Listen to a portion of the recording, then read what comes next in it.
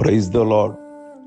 ప్రభువైన యేసుక్రీస్తు నామములో ఈ ఉదయకాలమందు మీ అందరికీ కూడా శుభములు తెలియజేస్తున్నాను. ఈ దినము హ్యాపీ ఫ్రెండ్షిప్ డే సందర్భముగా అందరికీ కూడా హ్యాపీ ఫ్రెండ్షిప్ డే శుభాకాంక్షలు అందరికీ కూడా తెలియజేస్తూ ఉన్నాను. ఈ ఉదయకాలమందు మనకి పరిశుద్ధ గ్రంథంలో దేవుని యొక్క వాక్యాన్ని గమనిస్తే యేసుక్రీస్తే మనకి నిజమైన స్నేహితుడు. స్నేహం చేసే ముందు ఎదుటి వారిలో 3 విషయాలు గమనించాలి. నెంబర్ 1 మాట తీరు, 2వది ప్రవర్తన, 3వది వ్యక్తిత్వం.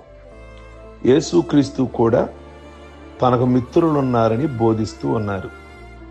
యోహాను సువార్త 15వ అధ్యాయము 4వ వచనము, మీరు నా ఆజ్ఞను పాటించినచో మీరు నా స్నేహితులయ్యుందురు. యేసుక్రీస్తు కూడా లాజరు అనే స్నేహితుడున్నాడని బైబిల్లో మనం గమనిస్తాం. లాజరు చనిపోయినప్పుడు యేసయ్య కన్నీరు కాచారు. స్నేహం అనేది ఇంద్రధనస్సులాగా 7 రంగులు కలిగినట్లుగా 7 లక్షణాలు కలిగి ఉండాలి. 1 రహస్యాలు, 2వది నిజాలు, 3వది బాధలు, 4వది నమ్మకం, 5వది సంతోషం, 6వది గౌరవం, 7వది ప్రేమ. పక్షి గూడు లేకుండా గూడు ఎంత అవసరమో, చేపకు నీరు ఎంత అవసరమో నీరు లేకుండా ఎలా ఉండలేదో, వానపాముకు మట్టి లేకుండా జీవించడం కష్టం. అలాగే హృదయమున్న ప్రతి మనిషికి స్నేహం లేకుండా జీవించడం చాలా కష్టం. స్నేహం లేని జీవితం అలలు లేని సముద్రం లాంటిది. జీవితము అనే మొక్కకు అనురాగం అనే నీరు పోస్తే స్నేహం అనే మొగ్గ వికసించి ప్రేమ అనే పువ్వు సువాసనతో ఆకర్షిస్తుంది అన్నాడు ఒక కవి. అలాగే నిజమైన స్నేహం ఎలా ఉండాలంటే 2 శరీరాలతో ఒకే ఆత్మ కలవారే స్నేహితులు. అంటే 2 శరీరాలు కాని ఒకే ఆత్మ. జబ్బులు పడినప్పుడు ప్రాణం పోసే మందులాగా, ఆకలితో ఉన్నప్పుడు పాలిచ్చే తల్లిలాగా, ఏడుస్తున్నప్పుడు కన్నీటిని తుడిచే కర్చీపులాగా ఉండాలి స్నేహం అంటే. తల్లిదండ్రులు జన్మనిస్తారు, బంధుమిత్రులు అనురాగాన్ని పంచుతారు. కానీ ఒక స్నేహితుడు వీటన్నిటికంటే ఎక్కువగా తన ప్రాణాన్ని కూడా పంచగలరు. క్రీస్తు మన స్నేహితుడు గనక తన ప్రాణాన్ని పోశారు, తన ప్రాణాన్ని పెట్టారు.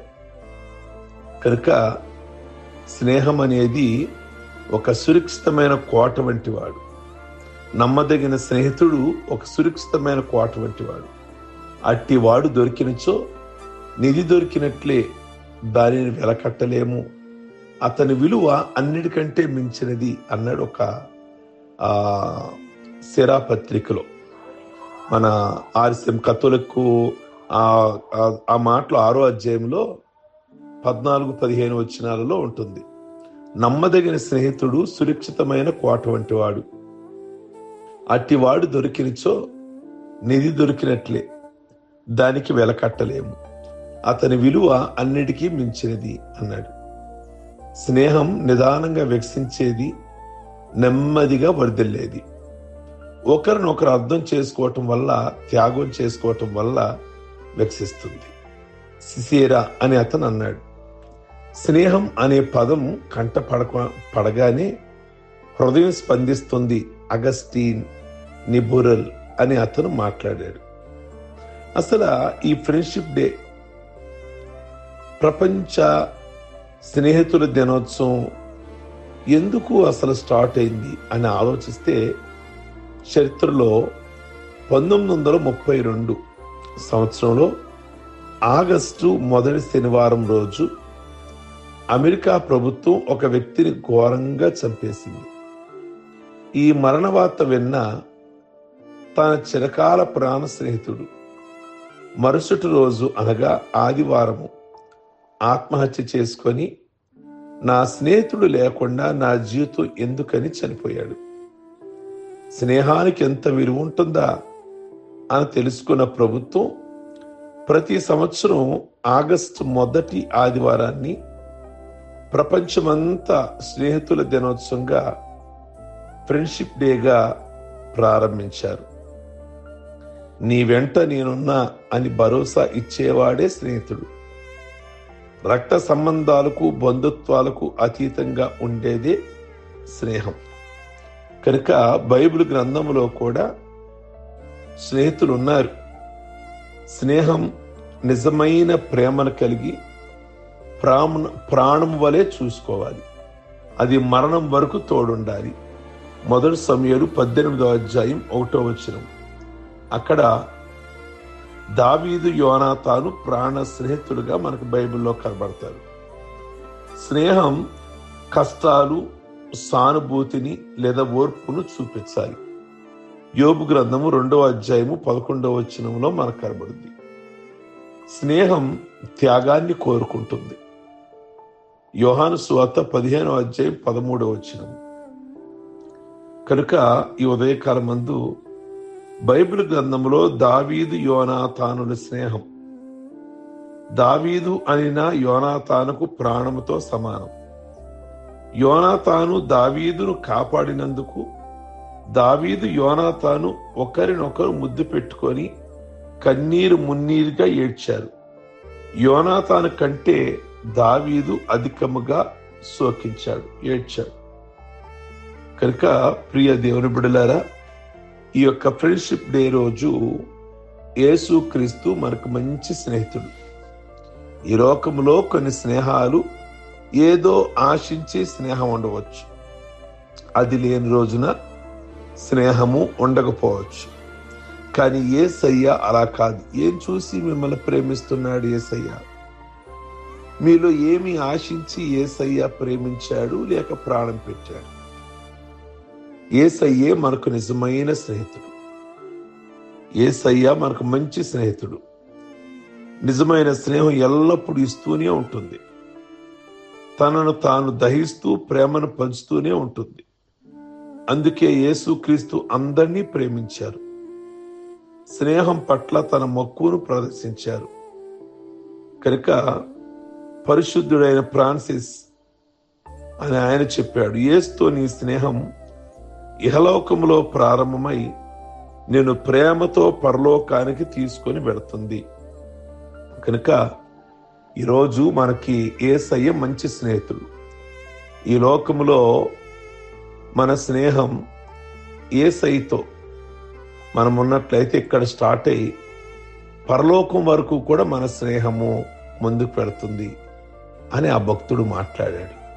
కనుక మరొక్కసారి మీ అందరికీ కూడా ఈ ఫ్రెండ్షిప్ డే రోజున మీ అందరికీ కూడా ప్రత్యేకమైన ఫ్రెండ్షిప్ డే శుభాకాంక్షలు తెలియచేస్తూ, ఒక దావీదు యోనాతాను లాగా, ఒక యేసుక్రీస్తు శిష్యుల్లాగా మన స్నేహం యేసుక్రీస్తు అలాగుండాలని కోరుకుంటూ ప్రార్థించుకుందాం. సర్వశక్తి కలిగిన మా తండ్రి, మీ కొందనాలు స్తోత్రాలు చెల్లిస్తున్నాం. ఈ ఉదయకాలమందు ఈ ఫ్రెండ్షిప్ డే రోజు నా మాటలు గనక, నా ఆజ్ఞలు గనక మీరు పాటిస్తే మీరు నాకు స్నేహితులు అవుతారు అని మీరు చెప్పారు. కనుక దాసులుగా కాకుండా స్నేహితులుగా ఉండాలని మీరు భావిస్తున్నారు. మీకు మీ మంచి ప్రియమిత్రులుగా ఉండే కృపను మీరు మాకు దయచేసినందుకై వందనాలు, స్తోత్రాలు. మమ్మల్ని మీరు ప్రాణం పెట్టినంతగా మమ్మల్ని ప్రేమించారు. మా కొరకు ప్రాణం పెట్టడానికి కూడా వెనకాడలేదు. అందును బట్టి మీ వందనాలు. నిజమైన స్నేహితుడు మీరు. మీకు స్తోత్రం. ఈ స్నేహం పరలోకానికి నడిపించేదిగా ఈ స్నేహం ఉంచమని ప్రార్థిస్తున్నాం. ఈ మాటలు అనేకులకు దీవెనకరముగా, ఆశీర్వాదకరముగా ఉంచి ఈ దినం జరగబోతున్న పునరుద్ధానపు ఆరాధనలన్నీ కూడా దీవెనకరంగా జరిగించి ప్రతి ఒక్కరికి దీవెన, ఆశీర్వాదాలు దయచేసి మేలు చేయమని యేసు నామములో అడుగుచున్నాం తండ్రి. ఆమేన్. God bless you. ఈ వర్తమానం మీకు దీవెనకరంగా ఉన్నట్లయితే అనేకులకి ఫార్వర్డ్ చేయండి, లైక్ బటన్ నొక్కండి, మీ అభిప్రాయాన్ని వ్యక్తం చేయండి. ఆమేన్.